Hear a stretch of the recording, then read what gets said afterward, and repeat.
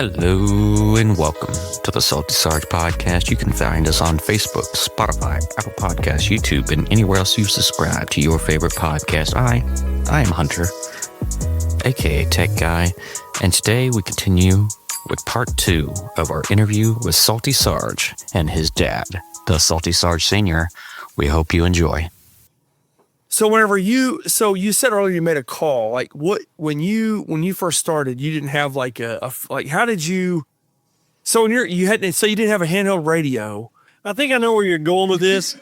So how'd you call home and stuff? Because I know there's a TIN code. There was a test. Hang on, there was a test, and on my test, one of the TIN codes was call your wife.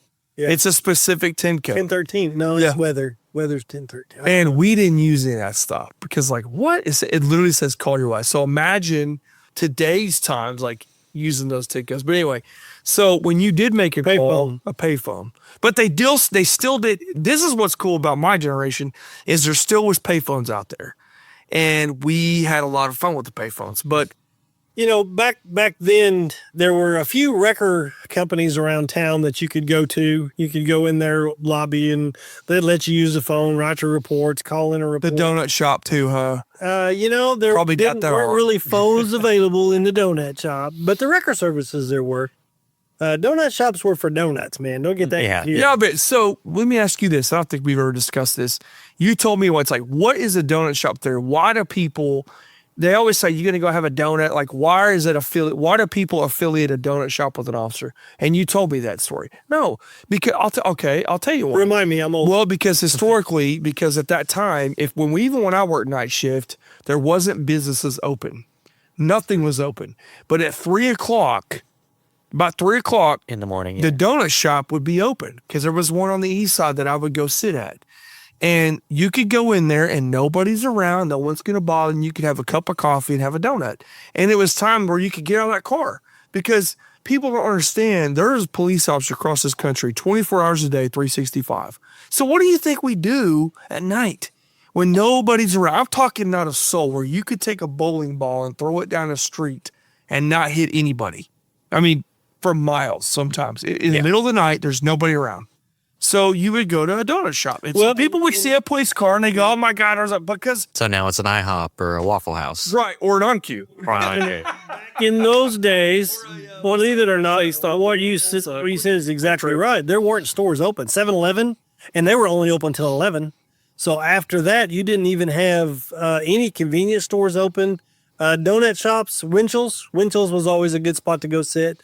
But and you didn't want to go into a restaurant like a Denny's or IHOP or something just because, you didn't want to take up a spot just go sit there and drink a pop or drink a coffee or whatever. But so there wasn't a lot going on. I mean, a lot of businesses open at night back in those days. And, the payphone, I many times I was at a payphone. There was a phone number you could call. It was a free call. It was a law enforcement call. You could call a number on the payphone and it was free. It was 61 was the last two of that number. Oh, and you could and it was free. Right. Well, that's what I mean. That's what it comes from. There's a call box story on that, and that's where because dispatch I say, "Hey, can you 61?" And a lot of rookies like, "What does that mean?" It means call them. Just give them a call. Yeah.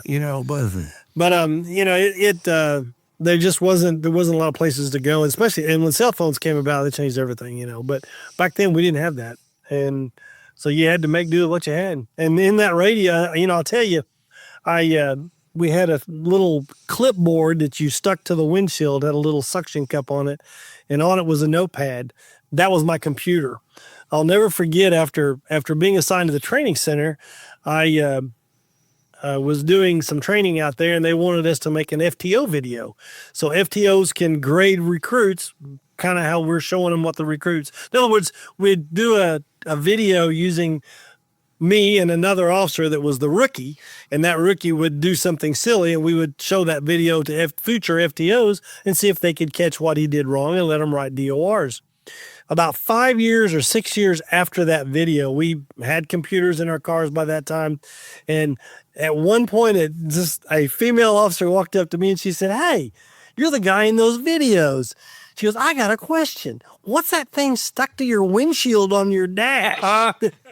That's my computer. But that's how we did it. I mean, you wrote your calls down. So first thing I wanted to say was, can you go ahead and kind of give how you felt? Of course, you've been in there for a very long time. He's coming fresh out of the academy. He's getting ready to start his career. How were you feeling about him joining in? Well, it's kind of that's a two-edged sword question. Mm-hmm. I did not want him getting on the police department, and only reason I didn't want him on the department, I loved it. It was the best job I ever had. But I felt like times were changing. I saw times changing.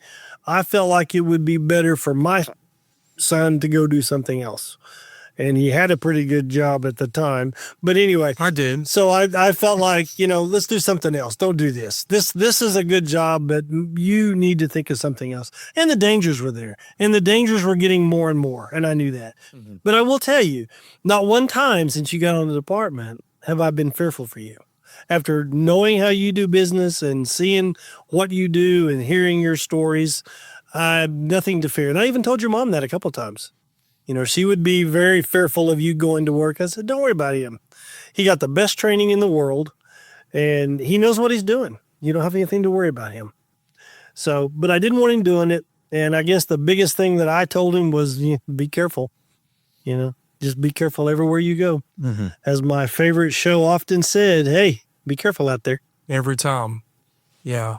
Was the famous sergeant. But, whenever I would call him, not necessarily because times he hadn't been in a police car in a while. Mm-hmm. So when I came out, it was still the same, but it kind of wasn't. He had left and he was doing some other things. And, I'm like, when I get out there, I had a supervisor that I really didn't know there was no direction.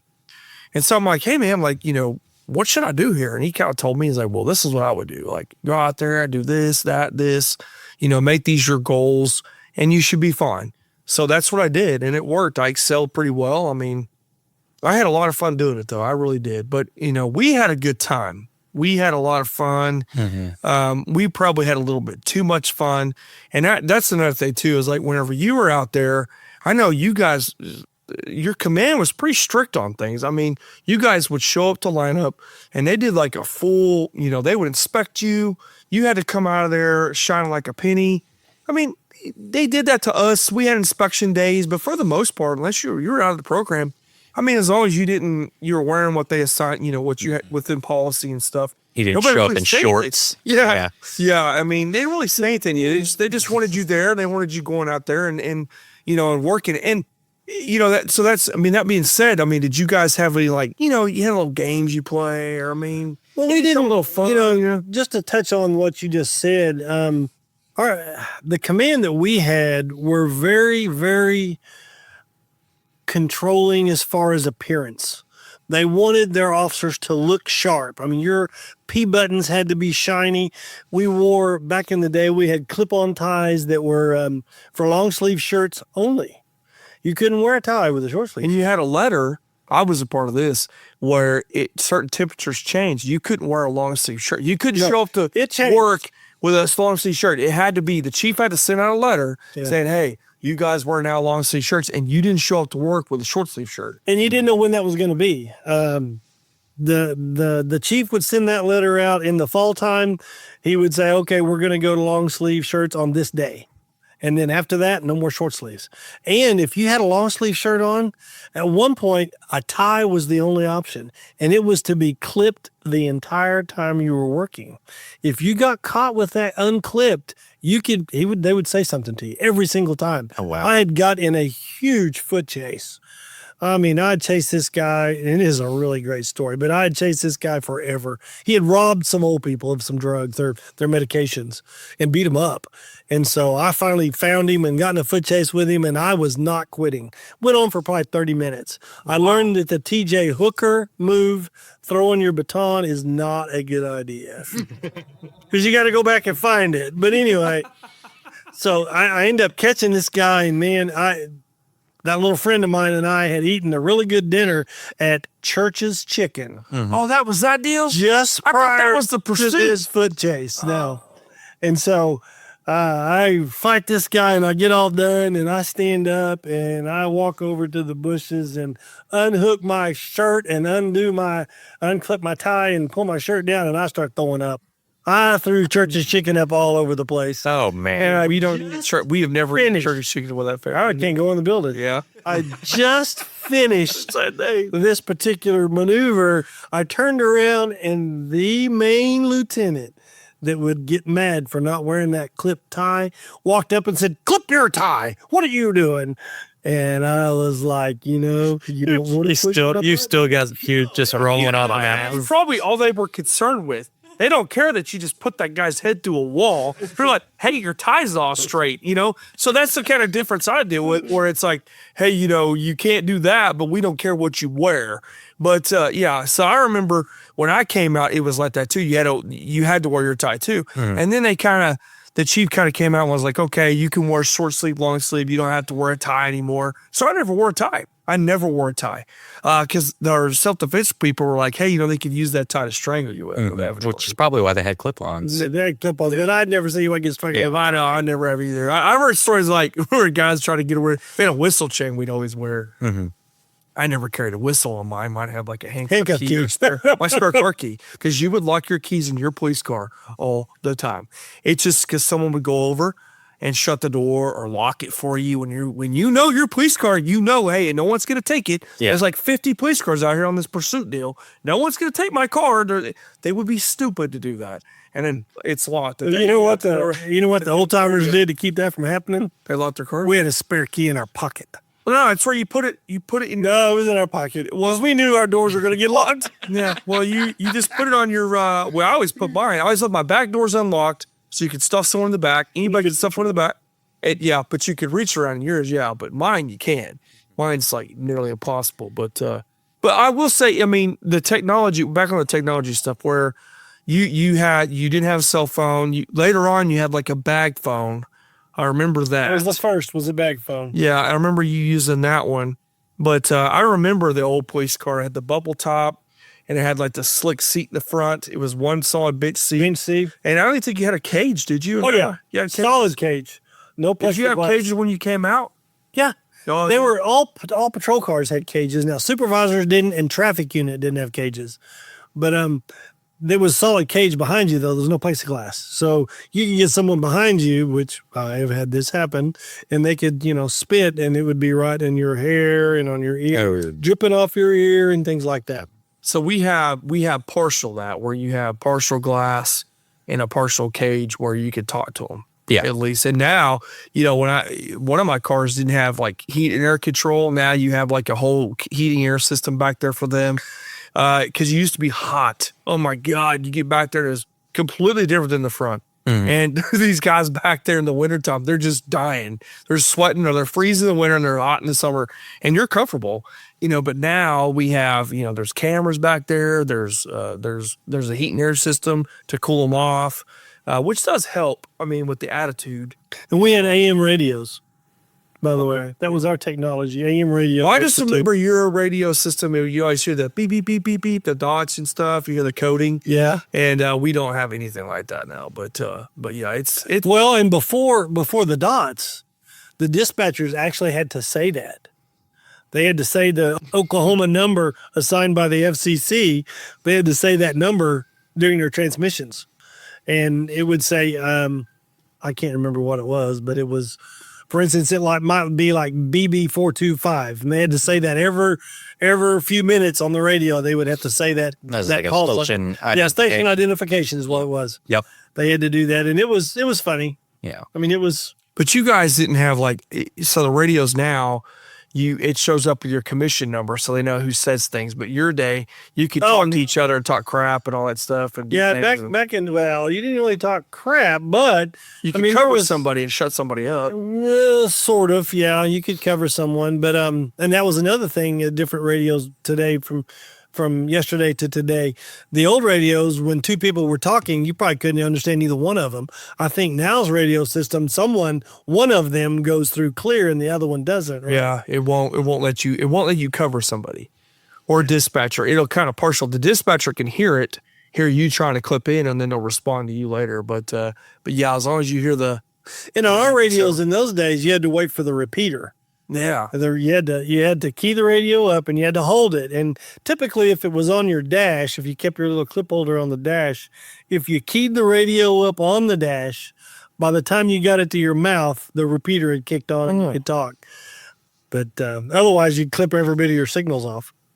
Old school. Yeah. Old school technology right there. Yep. So to double back on your question and kind of follow up more on it, I know one of the most popular stories on this podcast has been the back door. I know you kind of had a part in the back door.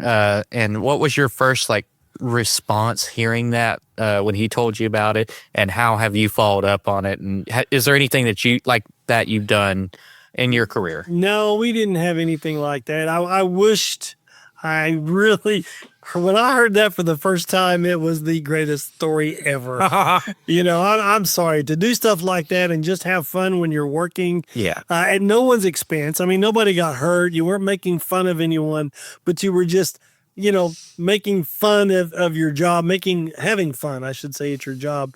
But no, I never got to do anything like that. And by the time I had heard about that story, I was no longer in uniform. I don't even think I was on. You were retired. Yeah, I think I was retired.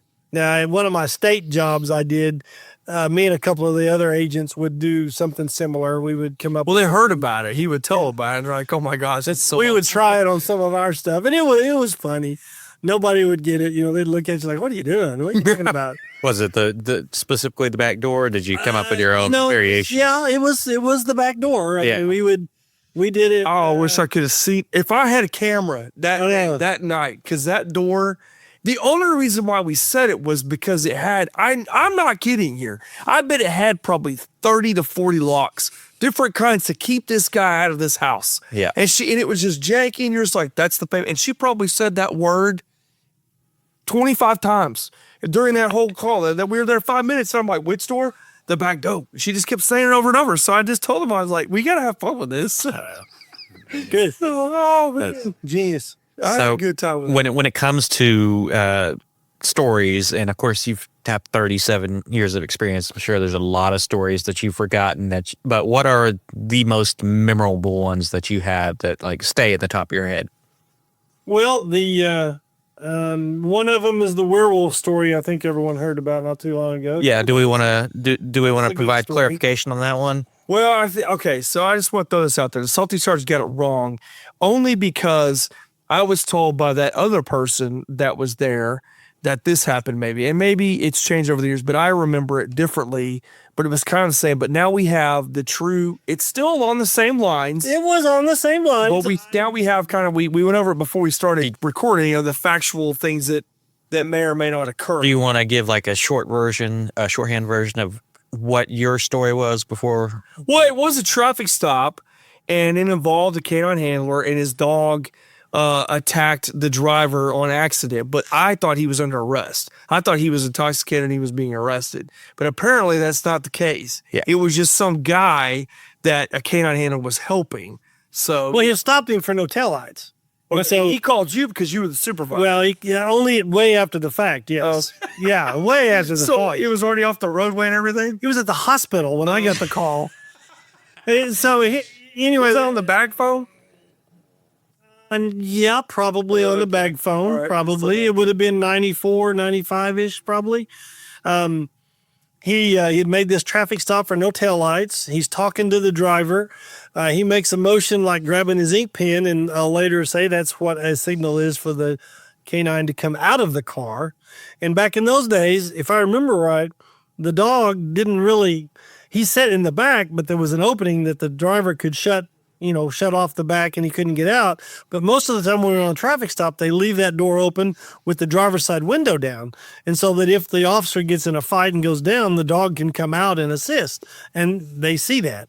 Anyway, but there's a signal for him to come out, and it was touching your pocket where your pin's at. Well, he's up there talking to the driver, and at some point, I guess he must have reached up and touched his shirt, because he goes back and he tells the driver, hey, I'll go back and you wiggle the wires and I'll tell you if your lights come on. Now he's standing at the back of the car, of the truck, when he sees a dog run by, and he's like, hey, what was that?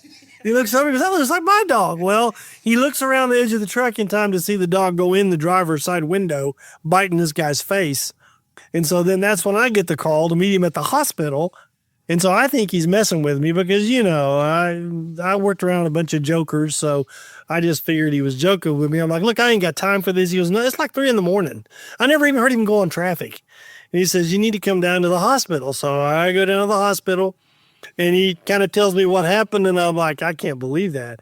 So I go in there to talk to this guy and I said, so tell me what happened. And he says, well, I've never seen anything like it in my life. He said, that officer turned into a werewolf and jumped in my window and bit me. Of course, it was very difficult to maintain my composure. But he told me the second time and I had to leave the room because it was just too funny. So he told the story twice. He only tells me So he was consistently saying that's what happened. But to this day, he thinks that werewolf attacked him. no question because I didn't correct him. But See? So he did have some fun because I wouldn't have corrected him either. I would have just let him go with it. what? He was too convinced that this was a werewolf. So you had to let him go with it. Yeah. I just let him roll with it, and So we're hiring. We didn't arrest him for anything. He went home, and he later got a big settlement from the city. I think it was around $4,000 or so for that $1 million injury. But it was It's a $1 million injury. Oh, wow. See, that it sounds just as good, but yeah, it actually sounds better because it came from you. One, you were there. Yes. And two, there's two, he said it twice. That's the best part. And he didn't correct him. He just said, yeah, you're right. That's what happened. You see? Just said, Whatever you say, there's good sir. good citizen. So I didn't ask you, what's the description of that werewolf? What was he wearing? But anyway. So was that written all in the report? Like he was attacked by a werewolf? That was in the report. Or did you just put, he said he was attacked by a werewolf? That's what I said. He said he was attacked. Man, to get a whole out report. Yeah. That was a long time ago. Some of those reports, I wish I could go back and get. And that was a follow-up type report, too. Right. So it wasn't really public. Because when we get in, they call it a different term now, but back then it was called the use of force. Anytime a dog or anybody, or if you shoot a dog, or if you use your firearm to like even if we have to if a deer gets hit by a car and they want us to come over, people a lot of times will say, hey, we need to put this deer out of its misery. So we do that. The shotgun. Shotgun operator does that. But, and there's a report that follows up with it. I mean, everything is reported. Everything. Yeah. So, but some reports get, out there and some don't. But that's a pretty good story. That's a fun time. So you got the werewolf story. Is there any other one? You know what? We could go on for hours. There are a lot of funny stories. I will say we had a good time. Me and the little guy I was talking about earlier that was in the Target. I'd like to get the little guy out here too, where you're both are talking. I don't know. It'd be funny to go, but you guys go back and forth because the little guy, he is the Joker. So I could see him. To this day, I'll go hang out with him or something, and he is still getting him or getting other people. I mean, one thing's cool is I got to teach them. They both were driver instructors, and then I got to teach their driving. Well, I rode with them. That didn't really happen, but anyway. But yeah, whatever. So, but it was You funny. didn't instruct anything there. It was fun having them two in the car because it was just they go back and forth. It's like day one with them. Like they've always been together since the beginning. Well, we've been friends a long time, for over 40 years. And it's just hilarious with both of them because he is a definite prankster. But it was. And he pulled a lot of pranks on me on the department. We'll have to hear some of those though. He did his share of pranks. Salty, you got any pranks you've done? I've put people in the back seat of someone's car before that they didn't know was back there. The guy fell asleep and woke up, and that guy was pretty irritated. I put a possum in somebody's car one time. The possum fell asleep, but nobody said anything. And then you see this guy, and you forget about it. So whenever you go have breakfast and you go to this one location, and there's a whole line of scout cars. We're just waiting for something to happen. It's like towards the end of your shift. And everybody's just kind of relaxing from a long evening. And you look over and this guy is just like, his car's shaking violently and he's out freaking out. And he goes, someone put a possum in my car. And of course, I immediately took off. Because they're like, and then one time I might have hit an ambulance. I won't, clear. I gave it back. but they left it unlocked. They should have done that. You Yeah. know? I mean, I am. These paramedics come outside and I'm driving by and they're just like, someone took our ambulance. And I try to circle around. I never driven one before. And I park up next to them and they're like, they were laughing. Yeah. It's like, don't ever do that again. I was like, well, don't leave your stuff unlocked. We don't need a police report of that. But I've never got to experience somebody on duty where their police car was actually stolen, though. Yeah. I do know that I think there's some stories of that happening in your area, right? Yeah, that's happened several times, yes. But not, see, they don't, for some reason, it doesn't happen to us, but I don't know. I mean, knock on wood, but. Well, I'm not really coming up with a story of one that I can remember, but I know it happened. Well, there's cameras inside the cabins of the Currently. Oh my God, right? New When you H1s. log in, like 3 cameras pop up. So that's probably why nobody And wants there's to do it. GPS, so they know exactly where you're at when you log in. Yeah. They know your speed. You could They know everything about you could take it, but you're not gonna have fun for very long. Well, and then too, I mean, if when you get in it, yeah, there may not be a key in it, and you can't go anywhere. Or there might be a key in it, but there's a certain situation that you have to have a code or some kind of, Yeah. It's almost like the what's that famous movie Dread, where the gun is like DNA coded to the hand. Oh, yeah. These cars, they might be that way too, where you have a code or something you push and it just lock you in the car and you're stuck. So, but but that might happen too. But who knows? So don't ever try to steal a police car ever or break in one. That's not a good idea. Not that anybody in the audience would do that. But I always tell my Ricky had a hard time leaving my car locked. And I'm like, dude, lock the car. That's just like a big, I got stuff in there. We get a lot of technology. But, I would say there's a lot more technology in the cars I have now than what they had. Yeah. And they probably, but two, let's go one step further. One night you did take an opportunity and you rode with me, and it was actually a pretty funny night. He was working a case, and there was a guy coming in from California that he wanted, that they had a warrant for, and it was a good warrant, and he was coming in to visit. Was it around the holidays? Yeah, I think it was. Yeah, he It had was for tracked the it holidays. down. He was coming in from another state. He's like, hey, I'll come ride with you and we'll get this guy at the airport. And I was like, freaking sweet, let's do this. Well, before that, we were kind of waiting around, driving around, and we went to some areas. And what was really cool is like, hey, you remember that story I told you when you were a kid? I was like, yeah. And he goes, that happened right there.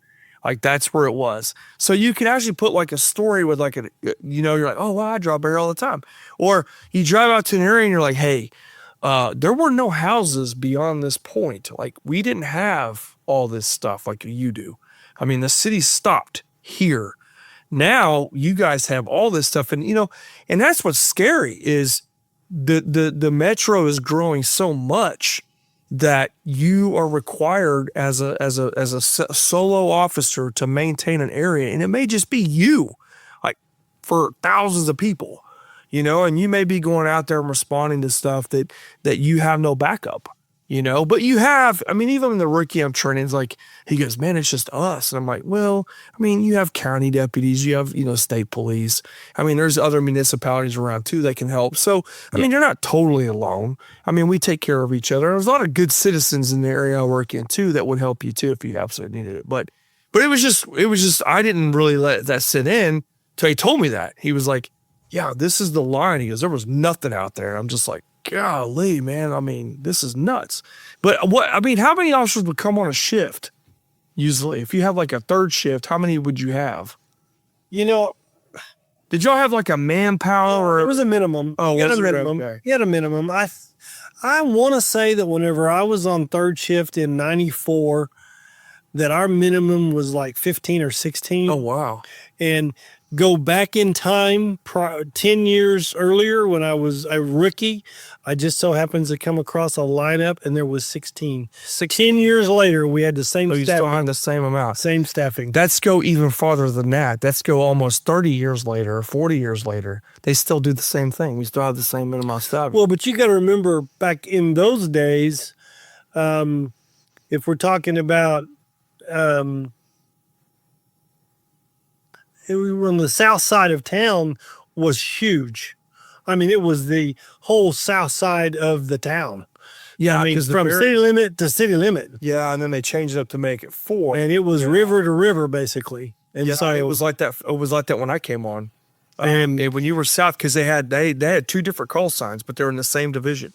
and I worked west most of the time, and it was not unheard of for a west car to take a car on the east of the city.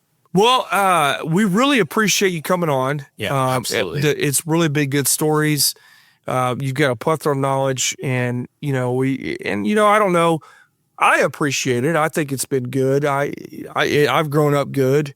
I think because of that, I've become the police officer I am today. I mean, I went, and we didn't always take the same path. You went a different path, and I went a different path. And, I haven't done the same things you've done. But I will say that I don't know how my career is going to end. I mean, I don't know. I mean, I might decide to promote. Yeah, maybe we'll see. But if that happens, then who will be the Salty Sarge then? It'll be Lieutenant Sarge or something. Lieutenant Salty. I don't know. Yeah, something like that. But my goal is maybe do that. I don't know. But I don't know if I was designed for that. But different era, different time. But I will say you did warn me multiple times, and I have seen those changes, and it's some good, some bad. But I will argue the fact that I feel like today's law enforcement has it worse than what some guys had in the past. I really do feel that, because there was a time where we were being slaughtered. People just go out and just try to kill a cop for no reason. It wasn't, I'm trying to get away from a robbery. It was, I'm just going to go hunt that guy and take him out because I don't like him. And you don't even know us. And I think in that time, a lot of bad guys, they were just bad guys that were just trying to get away. It was criminal. It was, there was a line, and now I don't recall very many instances to where an officer was targeted and someone went after that officer to hurt him or harm. I just don't recall that happening during my first 10 years for sure. And today, happens all over this country. And that's the sad part. And for someone to step up to the plate and decide, hey, I'm going to do this, it says a lot about them, because we're not all bad. There's a lot. You worked with a lot of bad officers, though, that made mistakes and did stupid things. I wouldn't say a lot. There was a few. Well, there's a lot that I've dealt with that I'm like, wow, that guy should have never been an officer. But, it's where I try to tell my young officers that I'm training or working around, just do better, and just always remember that could be your family. Just remember, we're all humans here, and that's the way I see it. But and two, I have to be a little bit more, because I don't want to go to prison.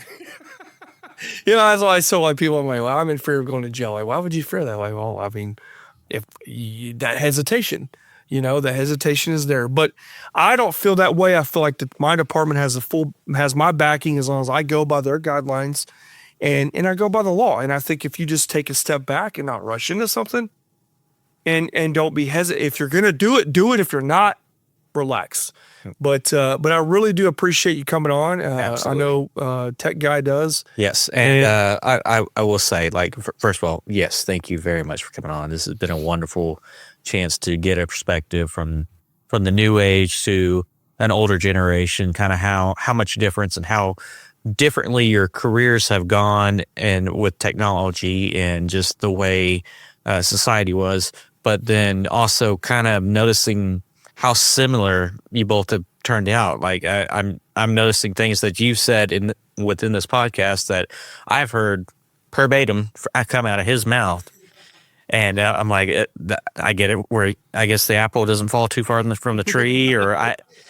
Well, that's a good thing or a bad thing, but because he was made a place like a good thing. But it's a great thing. It's a great thing, and we very much appreciate you coming out and doing this. Thank you for asking me. Yeah. You've been our first pretty much official police, like our first law enforcement guest, and Tech Guy was just like, hey, we got to have your dad on here first. Like, it has to be the first. Like the first police officer that he's got to be on this first, because we're gonna try to seek out more people that have a different perspective or different ideas. I'd like to talk to some small town police officers. I know a few people, and you do. We can arrange that. Yeah. So I want to get perspective for everybody, but really do. You're our first official, if you will, our first official like big time law enforcement person that's come on here. So we really appreciate you took the time, and I know it's probably getting past your bedtime. But past mine, that's for sure. It's not quite. It's getting there, but it's still Central Time. It's so early. But before we go, is there anything that you would like to shout out? No, good. No, it's all good. All right. What's that famous word you'd always tell me, though? There's a statement, and I said it one time on here, but I've only said it once, but it's something you'd always tell me.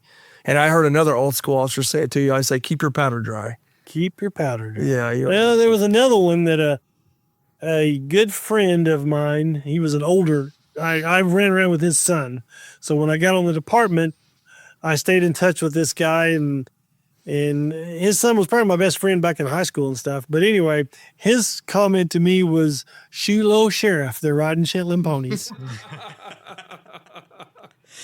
That sounds like something from that one movie you're watching, Blazing Saddles. Yeah. But yeah, he would always say that, or he would always say, keep your powder dry. And I heard another senior officer tell me that, and I was like, oh, okay, cool. Like, that's cool. All right. Well, this has been the Salty Sarge Podcast. You can find us on Apple Podcasts, Spotify, YouTube. It doesn't matter. Go there, find us. We'll be there.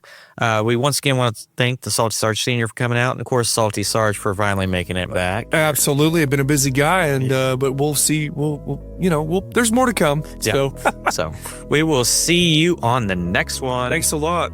Woo! All right. That was good.